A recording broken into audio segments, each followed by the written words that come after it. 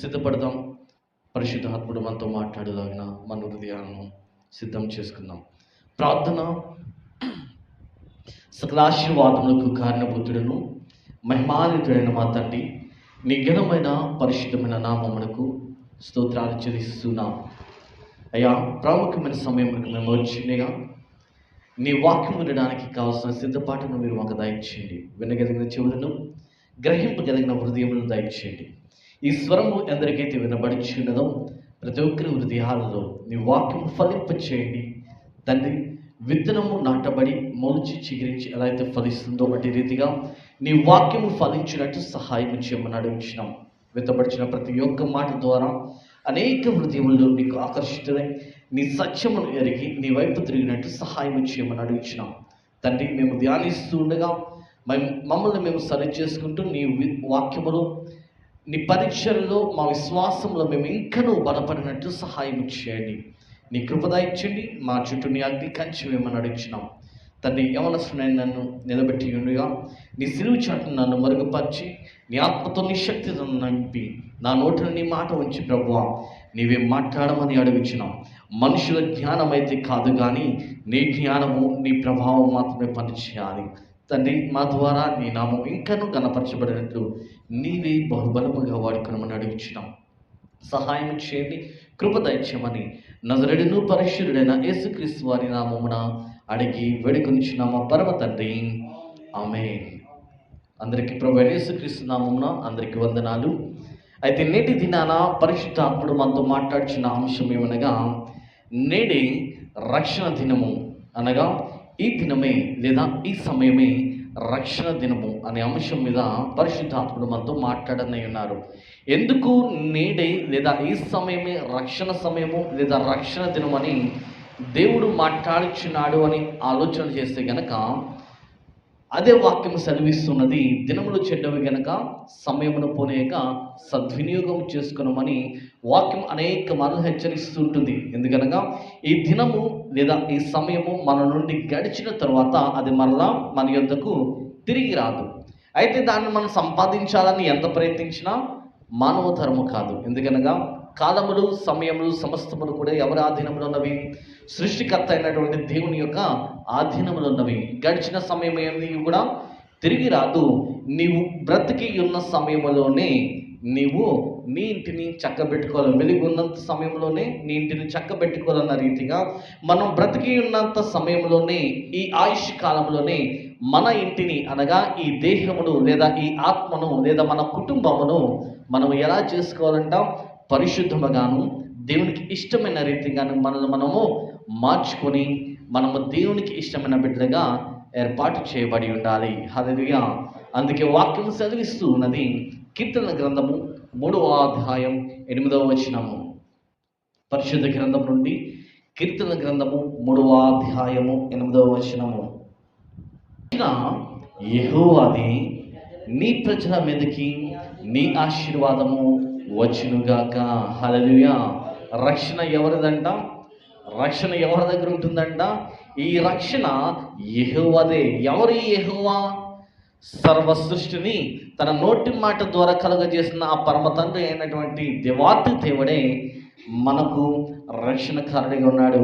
అయితే ఈ రక్షణ ఎక్కడి నుండి వస్తుంది అనగా మన స్నేహితుల నుండో, బంధువుల నుండో, ఈ ఇతర మనుషుల నుండి అయితే రక్షణ రావడం లేదు. కానీ ఈ రక్షణ ఎక్కడి నుండి వస్తుంది? పరమ తండ్రి అయినటువంటి దేవుని దగ్గర నుండి మాత్రమే వస్తుంది. అయితే దీన్ని మనం కొనుక్కోవాలా? అయితే దీని కొరకు మనం ఏమైనా కష్టపడాలా అని ఆలోచన చేస్తే, ఈ రక్షణ అనేది దేవుడు ఇస్తున్నటువంటి ఒక గొప్ప వరమై ఉన్నది.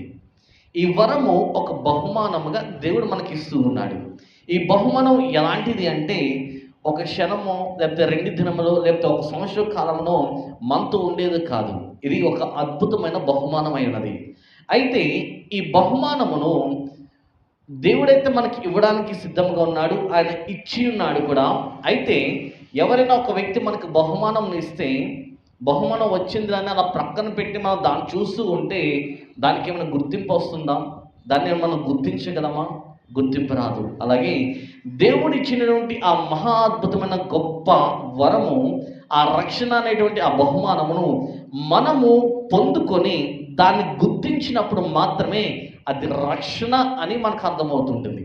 దేవుడైతే ఈ లోకానికి వచ్చి ఉన్నాడు, తన గొప్ప రక్షణ మనకి ఇచ్చి ఉన్నాడు. మనమైతే బహుమానంను తీసుకున్నామో లేదో మనకి తెలియదు, కానీ ఆయన బహుమానం ఇచ్చి ఉన్నాడు, మన చెంతను మన ప్రక్కన పెట్టి ఉన్నాడు, కానీ ఆ రక్షణ మనము గుర్తించలేకపోతున్నాం, ఆ బహుమానాన్ని మనము స్వీకరించలేకపోతున్నాం. అందుకే అంటున్నాడు ఆయన, నేను లోకములకు వచ్చినాను, లోకము చీకటిగా ఉన్నది, అయితే చీకటి నన్ను ఏం చేస్తుంది, గ్రహించడం లేదు. యోహాను సువార్త 1వ అధ్యాయంలో ఉంటుంది కదా, నేను లోకంలోనికి వచ్చినాను, లోకము చీకటి అయి ఉన్నది, అయితే ఆ చీకటి నన్ను గ్రహించడం లేదని దేవాతి దేవుడు మాట్లాడుతున్నాడు. మరి ఆ గొప్ప బహుమానం మన యొద్దకు వచ్చినప్పుడు మనం దాన్ని గుర్తించలేనప్పుడు మనం ఎంత ప్రయాసపడినా, ఎంత కష్టపడినా, మనం ఎన్ని తంటాలు చేసినా సరే మనకు రక్షణ ఎలా వస్తుంది?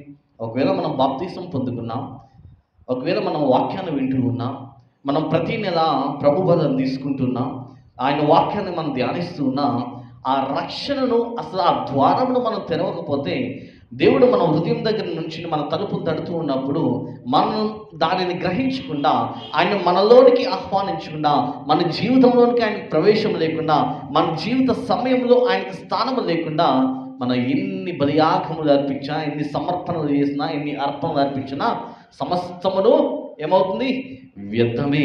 కనుక దేవుడు అంటూ ఉన్నాడు, రక్షణ దేవుడు ప్రజలందరి కొరకును ఇచ్చి ఉన్నాడు. ఒకరి కొరక, ఒక జాతి వారి కొరక అంటే లూకా సువార్త 2వ అధ్యాయం 10వ వచనం ఉంటుంది కదా, ప్రజలందరికీ కలగబోవు మహా సంతోషకరమైన సువర్తమానము అంటే ఒక దేశం వారికి, ఒక ప్రాంతం వారికి, ఒక భాష వారికి కాదు, ప్రజలందరికీ, ప్రపంచంలో జన్మించబడిన ప్రజలందరికీ, భవిష్యత్తులో పుట్టబో వారందరికీ కొరకు ఒక శుభవార్త, ఒక రక్షణ వార్త జనించింది. ఆయా వార్తయే నజరేయుడైన యేసుక్రీస్తు ప్రభువై ఉన్నాడు. హల్లెలూయా, హల్లెలూయా.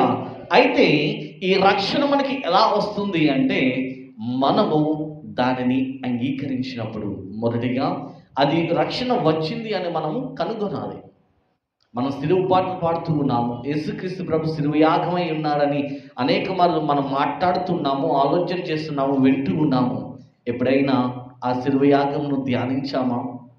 ధ్యానించడం అంటే మనం చేసిన పాపముల కొరకు, మనం చేసిన తప్పిదముల కొరకు, లేదా మనం తెలిసి తెలియక చేసిన దోషముల కొరకు ఎవరో ఒక పరిశుద్ధాత్ముడు, ఒక పరమాత్ముడు, ఒక సృష్టికర్త, ఒక అధికారి, ఒక సర్వ అధికారి ఆయన కూర్చుని మాట చదివిస్తే చాలు, సమస్త ప్రకృతి ఆయనకు ఒక యుద్ధ సైన్యముగా మారబోతుంది. అలాంటి వ్యక్తి, అలాంటి సృష్టికర్త తనను తాను తగ్గించుకొని, తన మహిమను విడిచిపెట్టి, తన అధికారమును విడిచిపెట్టి, నిన్ను నన్ను సమస్త మనుషులందరిని ప్రేమించి తన ప్రేమను ఈ లోకానికి చూపించడానికి, శిలువ యాగముగా ఆయన బలిదానముగా అర్పింపబడడానికి ఆయన ఈ లోకానికి వచ్చినాడే. ఎప్పుడైనా ఆలోచన చేసి ఉన్నామా? ఎందుకు నా కొరకు ఆయన ఈ లోకానికి రావాలి? అసలు దేవుడు ఎందుకు పనికిరాని, ఎందుకు ఎన్నిక లేనటువంటి నా కొరకు మనుషుల చేత విక్రింపబడుతూ, మనుషుల చేత వెలివేయబడుతూ, మనుషుల్లో ఎన్నిక లేని నా కొరకు ఆయన ఈ లోకానికి ఎందుకు రావాలి? అసలు ఆయన రక్తాన్ని ఎందుకు కార్చాలి? ఆయన ప్రాణమును ఎందుకు పెట్టాలని ఎప్పుడైనా మనం ఆలోచన చేసి, ఆయన బైబిల్ పరిశుద్ధ గ్రంథమును చేత పట్టుకుని మోకరించి మనం ప్రార్థన చేస్తూ ఉంటే దేవుడు మాట్లాడుతూ ఉంటాడు. ఆ అనుభవంలోనికి మనం ఎప్పుడైతే వస్తామో అప్పుడు తెలుస్తుంది ఆ బహుమానం ఏమిటో, ఆ అద్భుతం ఏమిటో, ఆ గొప్ప వరం ఏమిటో మనం అప్పుడు పొందగలం. అప్పుడు ఆ రక్షణ మనము అంగీకరించినప్పుడు దేవుడు మాట్లాడుతూ ఉన్నాడు. రోమాపత్రిక 5వ అధ్యాయం 15 నుండి 19 వచనాలు. రోమాపత్రిక 5వ అధ్యాయం 15 నుండి 19 వచనం వరకు. రోమాపత్రిక 5వ అధ్యాయం 15 నుండి 19 వచనాలు. అయితే అపరాధము కలిగినట్టు కృపావరము కలగలేదు. ఎట్లనగా ఒకని అపరాధము వలన అనేకులు చనిపోయిన ఎడల మరీ ఎక్కువగా దేవుని కృపయు యేసుక్రీస్తును ఒక మనిషిని కృపచేతనైన దానము అనేకులకు విస్తరించును. మరియు పాపము చేసిన యువకుని వలన శిక్షావిధి కలిగినట్టు ఆ దానము కలగలేదు. అనగా తీర్పు ఒక అపరాధ మూలముగా వచ్చినదై శిక్షావిధికి కారణమాయను. కృపావరమైతే అనేకమైన అపరాధముల మూలముగా వచ్చినదై మనుష్యుడు నీతిమంతులుగా తీర్చబడటకు కారణమాయను. మరణము ఒకని అపరాధము మూలమున వచ్చినదై ఆ యొక్కని ద్వారానే ఏదిన ఎడల కృపాబాహుల్యము నీతి దానమును పొందువారు జీవము గలవారై మరీ నిత్యముగా యేసుక్రీస్తును ఒకని ద్వారానే ఎదురు. కాబట్టి తీర్పు ఒక అపరాధము మూలాన వచ్చినదై మనుషులకందరికీ శిక్షావిధి కలుగుటకు ఎలాగూ కారణమాయను, అలాగే ఒక పుణ్య కార్యము వలన కృపాదానము మనుషులందరికీ జీవప్రదమైన నీతి విధింపబడటకు కారణమాయను. అనగా ఒక మనిషిని అవిధేయత వలన అనేకులు పాపులుగా ఎలాగూ చేయబడిదరో అలాగే ఒకని విధేయత వలన అనేకులు నీతిమంతులుగా చేయబడుదురు. హల్లెలూయా. మొత్తము వచనాలన్నిటి యొక్క భావము 19వ వచనంలో కూర్చోబడినది. ఒకరి ద్వారా అపరాధము లేదా పాపము అనేది ఈ లోకానికి వచ్చింది. అది ఆదిమ మానవుడైనటువంటి ఆదాము అవ్వల ద్వారా పాపం అనేది ప్రారంభమైనది మనుషుల్లో. అయితే సృష్టిలో ప్రధాన దేవదూత అయినటువంటి లూసిఫర్ దగ్గర నుండి ప్రారంభమై నేటి దినాన మనుషులందరినీ కూడా పరిపాలన చేస్తున్నటువంటి గొప్ప అధికారము పాపమై ఉన్నది. ఆ పాపము ఒక మనిషి ద్వారా ప్రారంభమై సమస్త మనుషులందరినీ కూడా దేవుని సన్నిధికి దూరము చేస్తూనే ఉన్నది. అయితే ఈ పాపము ఒకరి ద్వారా అయితే ప్రారంభమైనది. అయితే కృపా బాహుల్యము దేవుని చేత వస్తున్నటువంటి రక్షణ అయితే ఎలా వచ్చిందంటే ఒక కారణం చేత మాత్రమైతే రాలేదు. మనుషుడు రక్షింపబడాలి, వాని పాపం నుండి విడుదల పొందాలి, వాడు పశ్చాత్తాపం పొందాలి, ఇంకను వాడు చేసిన పాపములన్నీ క్షమింపబడడానికి ఒక బలిదానము ఏర్పాటు చేయబడాలని అనేక అంశముల గుండా మనకి పాప పరిహార్థ బలిదానముగా అర్పింపబడడానికి యేసుక్రీస్తు ప్రభు ఈ లోకానికి బలిదానముగా ఆయన వచ్చి ఉన్నాడు. హల్లెలూయా, హల్లెలూయా. అందుకే దేవుడు అంటున్నాడు, అపరాధము ఒక మనిషి ద్వారా అయితే వచ్చింది, కానీ రక్షణ అనేకమైన అంశముల గుండా మనిషిని రక్షించడానికి ఈ లోకానికి వచ్చింది. అయితే పాపము మనం ఒక విషయం గురించి మనకు నచ్చిన దాని గురించి మనం చేస్తే ఆ పాపము మనల్ని అనేకమైన విషయాల్లో ఇరికించి దేవుని ఎదుట మనల్ని ఎలా చేస్తుందంటే దోషినిగా నిలబెడుతూ ఉంటుంది. మనం ఒక తప్పు చేసి ఉన్నాం, ఆ తప్పు నుండి తప్పించుకుంటాం. మొదటిగా తప్పు చేసినప్పుడే మన ప్లానింగ్ ఉంటుంది, ఈ తప్పు చేస్తే, ఈ అబద్ధం ఆడితే ఇంకొక మాట చెప్పి దీని నుండి తప్పించుకోవచ్చు, మరి ఒక్కసారి చేయడానికి వీలు లేకుండా మనం చేసుకోవచ్చు, సరి చేసుకోవచ్చు అని మన తల్లిదండ్రుల దగ్గర అయినా లేకపోతే మన పెద్దవారి దగ్గర అయినా మనం అనుకోవచ్చు. అయితే ఒకసారి అందులోకి ప్రవేశించిన తర్వాత దాని ద్వారా మరి ఒకటి దాని తర్వాత ఇంకొకటి, అలాగే అనేకమైన ముండ్లు, అనేకమైన చిక్కులు అనేవి మనుషులకు చిక్కబడి మనిషి ఆ ఇరుకులో, ఆ చిక్కములో ఇరుక్కుపోయి ఎటునూ త్రోయక, ఎటునూ మార్గము కనబడక, ఎక్కడికి వెళ్ళాలో తెలియక ఇరుక్కుపోతూ ఉంటున్నాడు తన ఆత్మీయ శారీరకమైన స్థితుల్లో. అయితే దేవుడు ఆ చిక్కుల్లో నుండి, ఆ ముడుల్లో నుండి, ఆ శోధన నుండి, అపరాధముల నుండి మనల్ని విడుదల చేయడానికి ఆయన ఈ లోకానికి ప్రేమవాడిగా వచ్చి ఉన్నాడు. హల్లెలూయా, హల్లెలూయా. అందుకే ఈ గొప్ప వరము మనకు ఇవ్వబడి ఉన్నది. అది ఉచితముగా ఇవ్వబడి ఉన్నది. మనం డబ్బు కట్టవలసిన అవసరం లేదు, నీవు కష్టపడాల్సిన అవసరత లేదు. నీవు చేయవలసిన ఒకే ఒక పని, నీ జీవితకాలం అంతయు కూడా ఆయనకు నమ్మకముగా నువ్వు బ్రతికి ఉన్నప్పుడు, విశ్వాసమును నువ్వు బ్రతికించుకున్నప్పుడు దేవుడు మనల్ని గొప్పగా ఆయన నిలబెట్టనై ఉన్నాడు. హల్లెలూయా, హల్లెలూయా. అయితే దేవుడు అన్నాడు కదా, మనుషులందరికీ ఆయన రక్షణ ఇస్తున్నానని. అయితే ఈ రక్షణ మనుషులందరికీ ఇస్తానన్నప్పుడు మరి మిగిలిన వారెందుకు లోకంలో తిరుగులాడుచున్నారు అని మనం ఆలోచన చేస్తే, ఈ రక్షణ దేవుడు ఎలాంటి వారికి ఇస్తానంటున్నాడు అంటే, ఆయన మనుషులందరికీ ఇవ్వడానికి ఈ లోకానికి వచ్చినాడు, కానీ ఈ రక్షణ పొందుకోవడానికి ఒక అర్హత అయితే ఉన్నది. ఆ అర్హత ఏమై ఉన్నది అంటే, యేసుక్రీస్తు ప్రభువును సొంత రక్షణగా అంగీకరించి ఆయన నామమందు బాప్తిసము పొంది ఈయనే నిజ రక్షకుడు, ఈయన ద్వారా తప్ప పాపము మరి దేని ద్వారాను పాపము తుడిచివేయబడదు. ఈయన ద్వారా మాత్రమే రక్షణ వస్తుంది. మనం ఈయన యందు విశ్వాసం ఉంచితేనే తప్ప మనకు శిక్షావిధి నుండి తొలగింపబడడానికి మరి ఒక ఆధారము లేదని, మనం ఎప్పుడైతే దేవుని ఎదుట మనం విశ్వాసం ఉంచుతామో అలాంటి వారందరికీ కూడా దేవుడు రక్షణ ఇస్తానని ఆయన అంటూ ఉన్నాడు. హల్లెలూయా. అయితే మనం ముందు చెప్పిన వాక్యాన్ని బట్టి మనం ఒకే ఆలోచన ఉండకూడదు. ప్రజలందరికీ రక్షణ ఇస్తానన్నాడు. అయితే ఈ ప్రజలందరూ కూడా ఏం చేయాలి? యేసే రక్షకుడు, యేసే నిజ దేవుడు, ఈయనే సత్యవంతుడని ఆ బహుమానమును ఏం చేయాలి? గుర్తించాలి. ఆ బహుమానమును చూడాలి.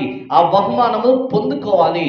ఆ బహుమానమును ఎవరైతే తెరిచి చూస్తారో, ఎవరైతే ఇది రక్షణ అనబడిన బహుమానం అని గుర్తిస్తారో వారికి ఈ బహుమానము ఉచితంగా ఇవ్వబడుతూ ఉంటుంది. హల్లెలూయా, హల్లెలూయా. ఎవరైనా బహుమానం ఇచ్చేవారు డబ్బులు అడుగుతారా? ఎవరైనా మనకి గిఫ్ట్ ఇస్తే మన దగ్గర నుండి ఏమైనా వస్తువులు అడుగుతారా? మన దగ్గర నుండి ధనం అడుగుతారా? లేకపోతే ఈ బహుమానానికి తగిన ఖర్చు నీవు ఇవ్వాలని మన దగ్గర నుండి వసూలు చేస్తారా? చేయరు. కానీ యేసుక్రీస్తు ప్రభు ఉచితంగా మనకు బహుమానం ఇచ్చినాడు. దానికి ప్రతిగా ఆయనే వెలను చెల్లించినాడు. ఆ వెలయే ఆయన విలువే ఆయన రక్తమైనది. ఆ ప్రాణధారమే, ఆ ప్రాణార్పణయే, ఆ సమర్పణయే మనకి ఉచితంగా ఇచ్చినటువంటి రక్షణ ఉన్నది. కనుక మనము ఆయనకు లోబడుటయు, ఆయనకు సమర్పించుకున్నటయు, ఆయనలో రక్షింపబడటయు ఇవన్నీ కూడా మనము నేర్చుకోవాలి. తిమోతికు రాసిన 2వ పత్రిక 6వ అధ్యాయం 3వ వచనము. తిమోతికు రాసిన 2వ పత్రిక 6వ అధ్యాయం 3వ వచనము.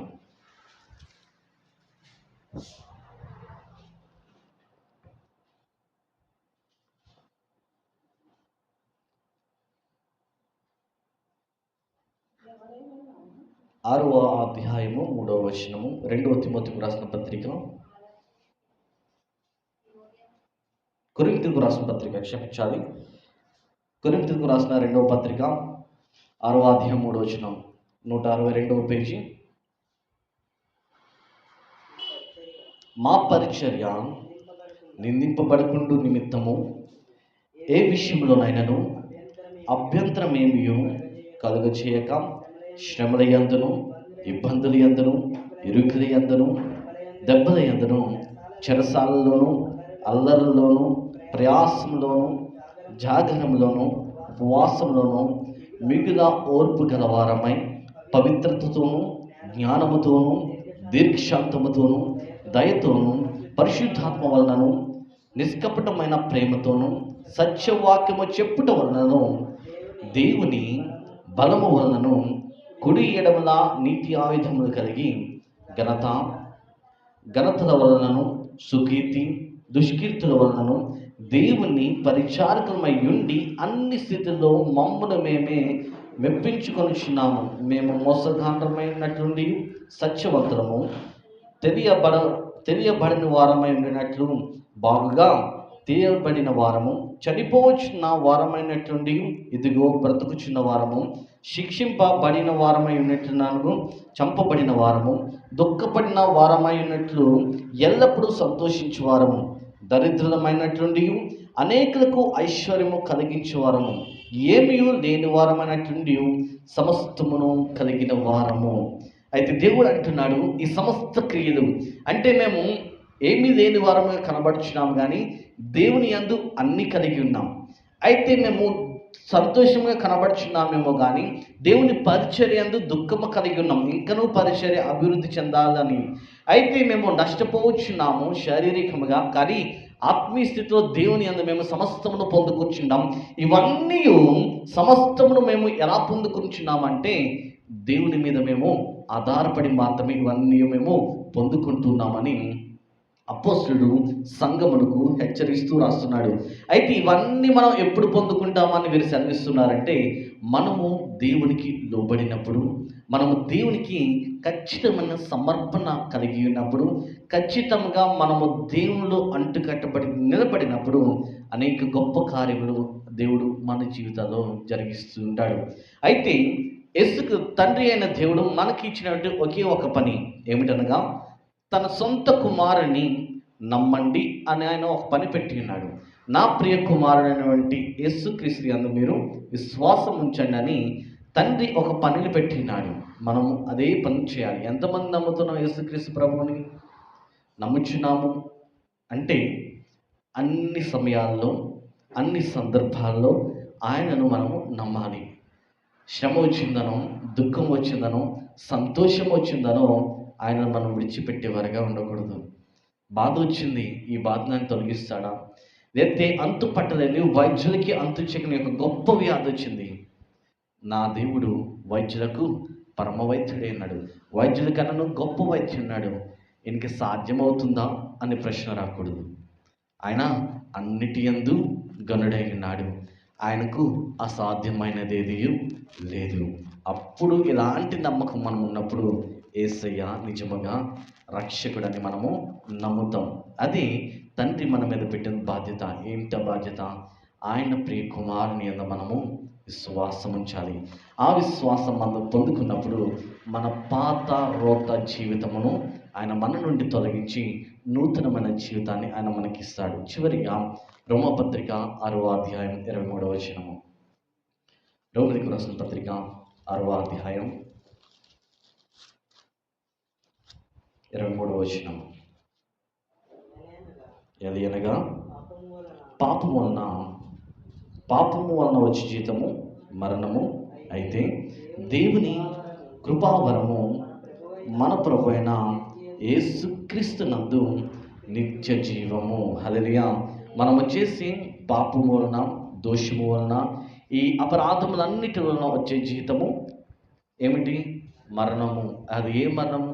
శారీరక మరణము కావచ్చు, ఆత్మీయ మరణము కూడా కావచ్చు. అయితే మనము ఎప్పుడైతే యేసుక్రీస్తు ప్రభునందు ఆధారపడి ఆయన యందు నిలుస్తామో, దేనితో పాటు? పాపముతో కలిసి ఉండడం కాదు. మనం పాపముతో ఉండి యేసుక్రీస్తు నందు నేను నిలిచి ఉన్నాను అంటే అది అబద్ధము. నేను పాపము చేస్తూ లోకంలో జీవిస్తూ నేను విశ్వాసిగా ఉన్నాను అంటే అది వేషధారణి.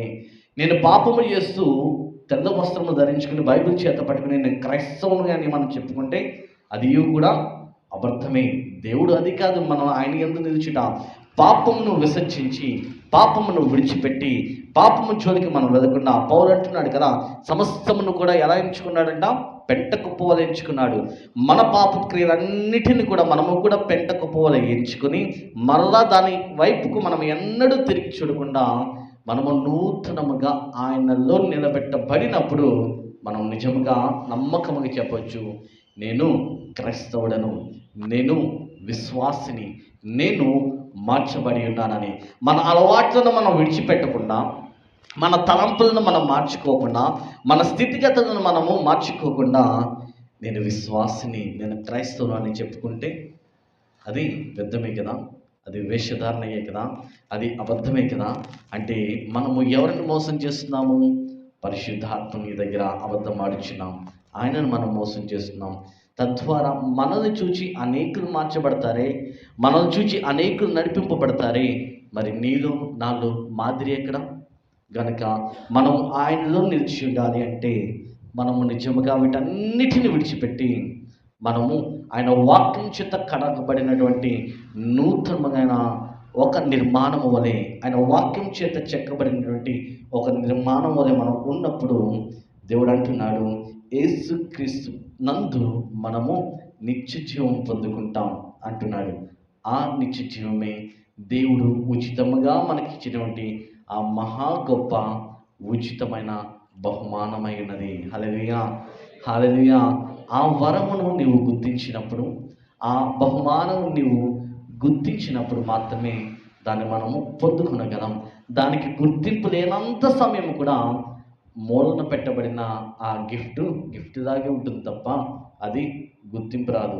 మనకి ఎంతో విలువైన గిఫ్ట్ని మన స్నేహితులు మనకి ఇచ్చారు, కానీ మనం దాన్ని లెక్క చేయకుండా ఏదో పక్కన పడేసి కొన్ని సంవత్సరాలు గడిచిన తర్వాత మనం ఎప్పుడుకో దాన్ని గుర్తిస్తే దాని విలువ అప్పుడు నేను తీసుంటే నాకు ఎక్కడైనా జీవితంలో ఉపయోగపడినేమో అని ఆలోచన వస్తుంది, కృంగిపోతూ ఉంటాం.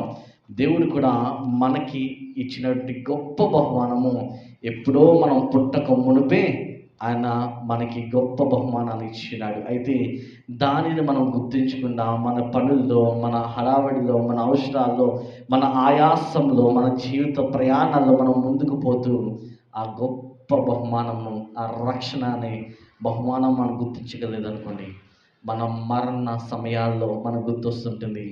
ఒకసారి ఆయన వైపు మన సారి తిరిగి ఉంటే నేను రక్షింపబడుతుందేమో, ఒకసారి నా హృదయంతో నేను ఆయన వైపు తిరిగి ఉంటే నేను ఆయన సన్నిధిలో సాక్షిగా నిలబెట్టబడినేమో, నేను నిజముగా నా హృదయాన్ని ఆయనకు పూర్తిగా, నా జీవితంలో ఆయనకు సమర్పిస్తే ఆయన సంఘంలో ఒక పాత్రగా నన్ను వాడుకునేమో, నేను నిజముగా నా కుటుంబంతో ఆయన సన్నిధిలో నేను కట్టబడితే ఆయన పరిచయంలో ఒక గొప్ప సాధనముగా ఆయన మహిమ సంఘములో, ఆ పరలోక రాజ్యంలో ఆయన నన్ను జ్ఞాపకం చేసుకునేమో, ఆ జీవ గ్రంథంలో నా పేరు ఆయన లెక్కించినేమో అనే మన దుఃఖము ఆ మరణ దినాల్లో మనకు వస్తుంది. అలాగే ధనవంతుడు కూడా ఆ నిత్య నరకాగ్ని గుండంలోకి వెళ్ళాడు కదా, అప్పుడే కదా రోధిస్తున్నాడు, అయ్యా ఒక్క అవకాశమును, అతని చిటికి వేల నుండి ఒక్క చిన్న చుక్కను అని ఎంత రోధించాడు.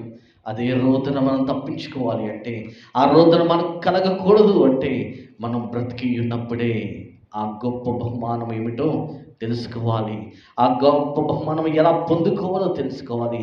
ఆ అనుభవంలోనికి, ఆ రక్షణలోనికి ఒకవేళ మనం బాప్తిసం పొందేసిన రక్షణ మనకు రాలేదు, మార్పు మనకు రాలేదు, మనం బైబిల్ చేత పట్టుకుని తిరుగుతున్నా మారు మనసు మనకు రాలేదు, దేవుడు అనుగ్రహించే గొప్ప వరమును అభిషేకం మనకు రాలేదు అంటే, ఆ రక్షణ అనుభవంలోనికి మనము ఇంకనూ వెళ్ళలేదు. మన పాత రోత జీవితమును, మన కల్మషమైన జీవితం యొక్క అలవాట్లను మనం విడిచిపెట్టలేదంటే ఆయనకు మనం భయపడటం లేదు, ఆయనకు మనం లోపడడం లేదు, లోబడే హృదయం మనం కనబడటం లేదేమో ఆయన సన్నిధిలో. అందుకే దేవుడు అంటున్నాడు, నేడే రక్షణ దినము, ఇదే రక్షణ సమయం అని. కనుక ఈ రక్షణ పొందుకోవడానికి నీకు ఇష్టమైతే, ఈ రక్షణ పొందుకోవాలని ఆశ నీకుంటే, దేవుడు అంటున్నాడు, రండి మనం అందరం కూడా ఐక్యముగా ఆయన సన్నిధిలో ప్రవేశించుదాం. నేడే రక్షణ దినము, ఇదే సరైన సమయము. దేవుడి కొద్ది మాటలు మనం ఇంట్లో దీవించి ఆయన రాజ్యమునకు మనల్ని సిద్ధం చేసి ఆయన రక్షణ మనకు కలుగ చేయనుగాక. ఆమేన్. లేచి నుంచుందాం, ప్రార్థన చేసుకుని వాక్యాన్ని ముగించుకుందాం. ఈ దినాన దేవుడు మనతో మాట్లాడిన వాక్య విధానాన్ని బట్టి నీతో నిజముగా ఆయన నా గురించి నాతోనే మాట్లాడి ఉన్నాడు. నాలో ఈ తప్పులు ఉన్నవి, వీటిని సరి చేసుకోవడానికి దేవుడు నాకు జ్ఞాప్తికి తెచ్చినాడు, నాకు గుర్తు చేసి ఉన్నాడు అని నీకు ఆలోచన వస్తే, మార్పు పొందాలి, దేవునికి దగ్గర అవ్వాలి, ఆయనలో బలపడాలి అనే ఆశ నీకుంటే నీ హృదయమును తెరిచి ఆయనను ఆహ్వానించు. నీ హృదయానికి సమర్పించడానికి వెనుదిరగకు, సంకోచించకు. మనం బాప్తిస్మం పొందిన ఆత్మీయ అనుభవంలో బలహీనతగా ఉన్నామేమో, అనేకమైన వాక్యములు విన్నా మనలో సరియైన సమర్పణ లేదేమో, దేవుని ప్రభు బలను మనం తీసుకుంటూ ఉన్నాం, ఖచ్చితమైన తీర్మానము మన జీవితంలో లేదేమో. అయితే దేవుడు అంటూ ఉన్నాడు, నీ తీర్మానము సరైనదైతే, నీతో నేను మాట్లాడిన విధానము నీతోనే అయితే, ఇదే సరైన దినము, నేడే రక్షణ సమయం అని హృదయంతో ప్రార్థన చేయండి.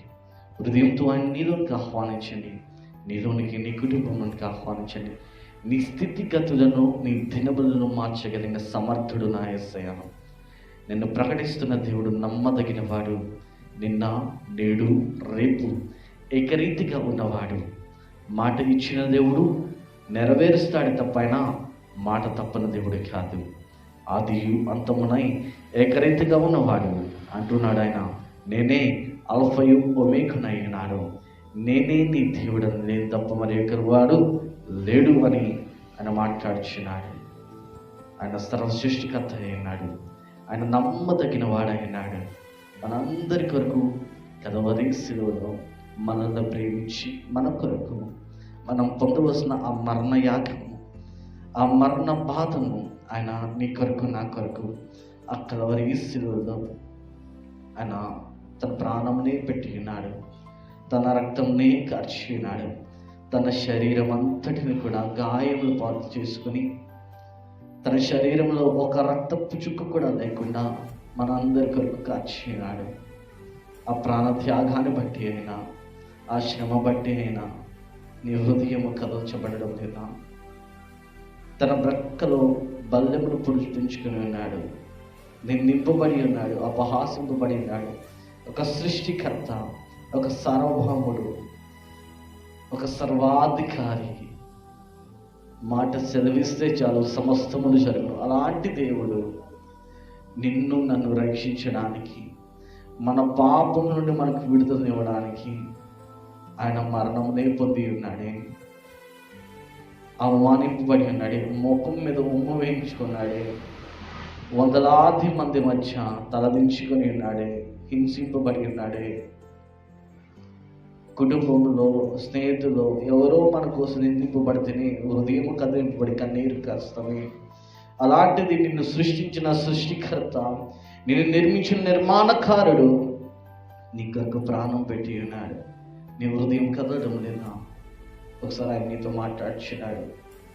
ఆయన గాయపడిన ఆస్తులను మన మీదకి చేస్తూ ఉండగా మన సమస్త కార్యములన్నిటినీ, మన బాధ వ్యాధులను ఆయన స్వస్థపరచు యెహోవాను నేనే అంటూ, యుద్ధము చేయనది నీవు కాదు కానీ నేనే అని అనేక దినములు, అనేక సార్లు మనం బలపరుస్తూ వ్యాధి బాధలు కృంగిపోయిన సమయాల్లో కన్నీటిలో ఉన్నప్పుడు మన దేవుని నిలబెట్టిన దేవుడు నీతో మాట్లాడి ఉన్నాడు, నీతో మాట్లాడించి ఉన్నాడు. నేను దర్శించడానికి, నీతో మాట్లాడడానికి ఆయన ఇష్టపడిస్తున్నాడు. నీ హృదయానికి అనిపిస్తావా? నీ హృదయంలోనికి ఆయనకి స్థానం ఇస్తావా? ఆయన ఎదురు చూస్తున్నాడు. ప్రియ సంగమా, సిద్ధపడము, నీ హృదయాన్ని ఆయనకి తెరువు. మహోన్నతుడా, మహారక్షకుడైన మా తండ్రి, నిఖిలమైన పరిశుద్ధమైన నామానికి వందనాలు చెల్లిస్తున్నాం ప్రభా. అయ్యా, ఎన్నిక లేని వారము ప్రభా, లోకము వెలివేసినను అయ్యా, నేను నీకు ఉన్నానని ప్రభా, మాతో ఉన్నవాడానికి స్తోత్రములు. తల్లిదండ్రి ప్రేమ కంటే ప్రభా, స్నేహితులు బంధువుల కంటే ప్రభా, అందరికంటే నీ ప్రేమ ఉన్నతమైనది ప్రభా. తండ్రి, అగాపి ప్రేమను మా మీద చూపించి ప్రభా, నీ ఎనలేని ప్రేమను మా కొరకు ప్రభ చూపించినానా తండ్రి. నరకము నుండి వలసిన బొమ్మలను ప్రభా లేవనెత్తినానా, నీ విలువ పెట్టి ప్రభా, నీ రక్తమును పెట్టినానా, మమ్మల్ని కడిగి ప్రభా పరిశుద్ధిగా మార్చిన తండ్రి, నీకు వందనాలు చెల్లిస్తున్నా. అయ్యా, నీవు మాట్లాడిన విధానము కనుక స్తోత్రాలయ్యా. అయ్యా, మేము రక్షింపబడాలి అంటే నాన్న నిన్ను నమ్మాలి ప్రభా, నీ అందు విశ్వాసం ఉంచాలి, మా హృదయంలో మార్చుకోవాలి ప్రభా. అయ్యా, ఎన్ని దినములు మేము ప్రయాసపడినా, ఎన్ని దినములు మేము కన్నీటితో ఉన్నా సరే, ఎన్ని దినములు మేము అనేక అర్పణలు అర్పించినా, హృదయములు అర్పించుకుంటే అది శూన్యమే కదా ప్రభా, అది వ్యర్థమే కదయ్యా. మా ఆలోచనలు, మా తలంపులు విడిచిపెట్టకుండా, మా వ్యర్థమైన వాటిని విడిచిపెట్టకుండా నేను క్రైస్తవుని అని అన్నా అది వేషధాన్ని కదా ప్రభా. అయ్యా, ఈ లోక సాంగత్యం నుండి నానా, లోకపు పాపం నుండి విడుదలను ఇచ్చినానా, నీలో అంటు కట్టబడిన వాళ్ళు ఎవరు ఉండినట్లు ప్రభా, ఇదిగో నిజమైన ద్రాక్ష వల్లికి అంటు కట్టబడిన కొమ్మల వలె, తీగల వలె మేము ఉంటున్నానా, నీ సంఘంలో ఫలించేడు కొమ్మల వలె మేము ఉంటూ ప్రభా, నీలో బలపరచబడినట్టు సహాయం చేయమని అడిగించినాం. ప్రార్థనలు ఏకీపిస్తున్న ప్రతి బిడ్డతో నీవు మాట్లాడండియా, ప్రతి బిడ్డను దర్శించమని అడుగుచున్నాం ప్రభా, నీ వెలుగును కుమ్మరించమని అడుగుచున్నాం ప్రభా, మార్పు లేని వారికి మార్పులు ప్రకటించమని అడుగుచున్నాం ప్రభా, ప్రతి హృదయము నీ వైపు తిరిగినట్లు నీవే ఆజ్ఞాపించమని అడుగుచున్నాం ప్రభా.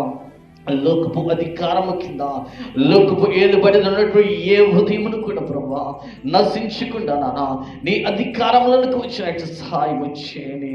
లోక పాపము చేత ప్రభా పీడింపబడుతూ దోషింపబడుతున్న ప్రతి ఆత్మీయ రక్ష పొందినట్టు నానా నీవే సహాయం చేయండి నానా, కృపదా ఇచ్చేమని అడిగించినాం. నిలబడిన ప్రతి ఒక్కరిని నానా, ఏకీపిస్తున్న ప్రతి బిడ్డను నీవే ముట్టమని అడుగుచున్నాం, బలపరచమని అడుగుచున్నాం, నిలబెట్టమని అడుగుచున్నాం.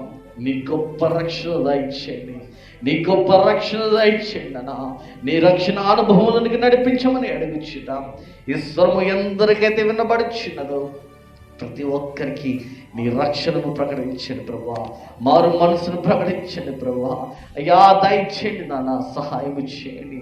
నీ రాకడకే ఎదురు చూచి వారి వలె ప్రభా, నిర్దోషమైన వారి వలె మిమ్మల్ని మా దోష శిక్ష యావత్తు సమస్తమును ప్రభా నీ రక్తంలో కడగబడినట్టు సహాయం చేయండి.